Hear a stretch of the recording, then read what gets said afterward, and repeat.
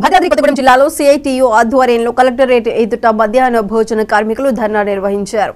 నెలల తరబడి పెండింగ్ లో ఉన్న బిల్లులను చెల్లించాలని డిమాండ్ చేశారు. ముఖ్యమంత్రి రేవంత్ రెడ్డి ఎన్నికల్లో ఇచ్చిన హామీ ప్రకారం 10,000 రూపాయల వేతనం ఇవ్వాలని కోరారు. కోడిగుడ్లను, గ్యాస్ సిలిండర్లను ప్రభుత్వమే సరఫరా చేయాలని డిమాండ్ చేశారు. బయట నుంచి అప్పులు తెచ్చి తిప్పలు పడుతున్నారని, పెరుగుతున్న నిత్యావసర వస్తువుల ధరలకు అనుగుణంగా బడ్జెట్ కేటాయించాలని డిమాండ్ చేశారు.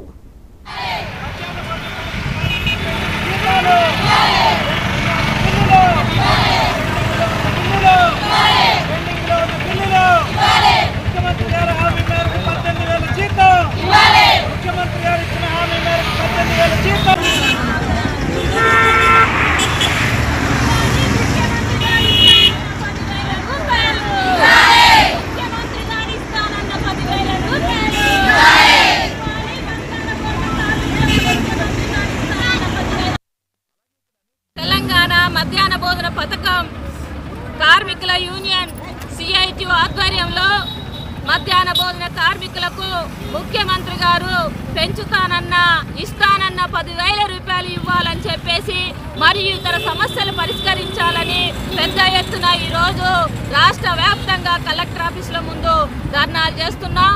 ముఖ్యంగా మా ప్రధాన డిమాండ్ ఒకటే, మాకు మీరిచ్చేటువంటి ఈ 3,000 రూపాయలు రోజుకు 100 రూపాయలు చెప్పున ఏ కార్మికులు పనిచేస్తారని చెప్పేసి మేము అడుగుతా ఉన్నాం. ఈరోజు ప్రతిరోజు ఒక కార్మికురాలు బయట పని చేసుకున్న సుమారుగా 600, 500 అట్లా చూసినా నెలకు 10-15 వేల రూపాయలు సంపాదించుకున్నటువంటి పరిస్థితి ఉంది.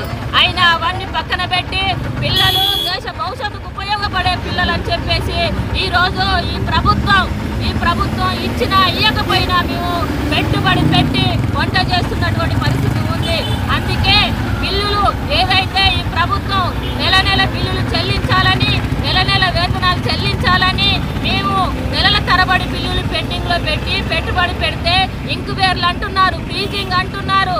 ఈ రకంగా ఇంకువేర్లు, ఫ్రీజింగ్ ఎందుకు? మేము అనేక అప్పులు చేసి పెట్టినటువంటి డబ్బులను మీ ఇంకువేర్లు పెట్టి ఎన్ని నెలలు మా బిల్లులు ఆపుతారని చెప్పేసి మేము డిమాండ్ చేస్తున్నాం.